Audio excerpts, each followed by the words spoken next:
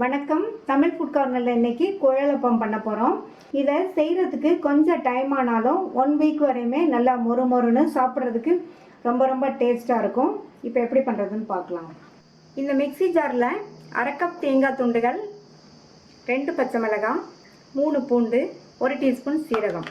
நான் இதில் பூண்டு சேர்த்துருக்கேன். சப்போஸ் உங்களுக்கு பூண்டு வாசனை பிடிக்கலைன்னா ஒரு 1/4 டீஸ்பூன் பெருங்காய பவுடர் சேர்த்துக்கங்க.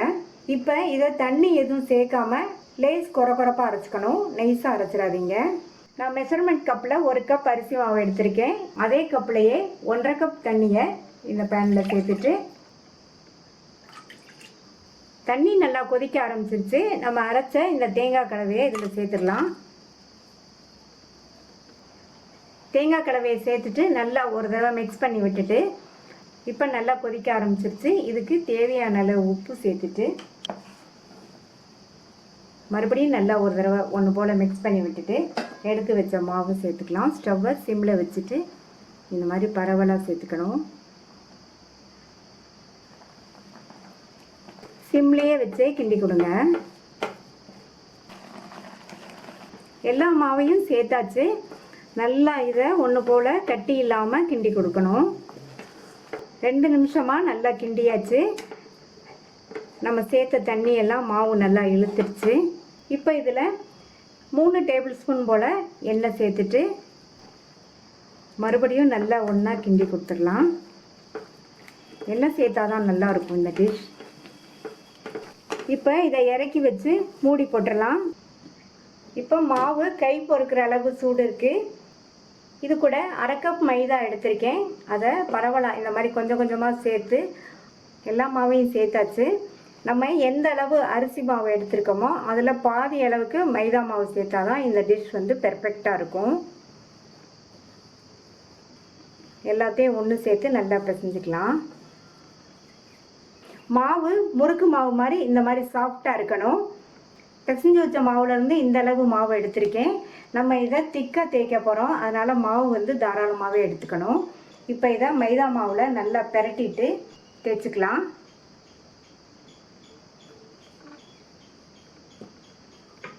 அப்பப்போ தேவைப்பட்டால் மாவு பெரட்டிக்கங்க.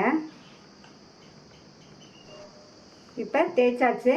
இதை வந்து ரவுண்டாக கட் பண்ணணும். உங்கள்கிட்ட ரவுண்ட் ஷேப்பில் கட் பண்ணுற மாதிரி எது இருக்கோ அதை வச்சு கட் பண்ணிக்கங்க. நான் இந்த மூடியை வச்சு ரவுண்டாக கட் பண்ண போகிறேன்.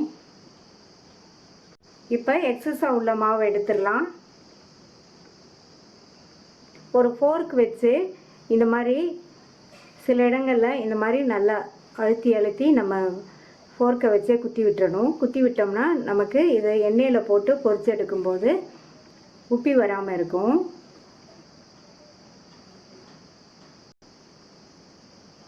இப்போ அடுத்து நம்ம ஒவ்வொன்றையும் கொலர் ஷேப்புக்கு மடிச்சிடலாம். இந்த பீஸ் எடுத்து இப்போ நான் மடிக்கிற மாதிரி மடிங்க. இந்த மாதிரி மடிச்சுட்டு நல்லா இதை ஒட்டி விட்டுறணும். அப்போ தான் எண்ணெயில் போட்டால் பிரிஞ்சு வராமல் இருக்கும். இதே மாதிரி எல்லாத்தையும் ரெடி பண்ணிடலாம். எல்லாமே ஷேப் பண்ணி ரெடி பண்ணியாச்சு. இப்போ எண்ணெயில் போட்டு பொரிச்சு எடுத்துடலாம். பொரிக்கிறதுக்கு எண்ணெய் விட்டு நல்லா சூடாயிடுச்சு. நம்ம ரெடி பண்ணி வச்ச ஒவ்வொன்றையும் எண்ணெயில் சேர்த்துடலாம். எண்ணெயில் சேர்த்ததுக்கப்புறமா ஸ்டவ்வை மீடியம் ஃப்ளேமில் வச்சுருங்க. உடனே திருப்பி விட வேண்டாம். ஒரு 2 நிமிஷம் ஆகட்டும். அதுக்கப்புறமா திருப்பி விட்டுக்கலாம். இந்த மாதிரி பரட்டி விட்டுக்கணும். நம்ம போட்டதுலேருந்து எடுக்கிற வரைக்குமே ஸ்டவ் மீடியம் ஃப்ளேம்லேயே இருக்கட்டும். அப்போ தான் நல்லா ஒன்று போல் ஃப்ரை ஆகி நமக்கு நல்லா மொறுன்னு இருக்கும். நம்ம ரெடி பண்ணி இது ஆறுனதுக்கப்புறமா ஒரு ஏர்டைட் கண்டெய்னரில் போட்டு மூடி வச்சிட்டோம்னா 1 வாரத்துலேருந்து 10 நாள் வரைக்குமே நல்லா சாப்பிட்றதுக்கு மொறுப்பாக கிறிஸ்பாக இருக்கும். நல்லா பரட்டி விட்டு கோல்டன் ப்ரௌனாக வந்துருச்சு. இதுதான் கரெக்டான ஸ்டேஜ். இந்த ஸ்டேஜில் எடுத்தால் தான் நல்லா மொறுப்பாக இருக்கும். இப்போ எடுத்துடலாம்.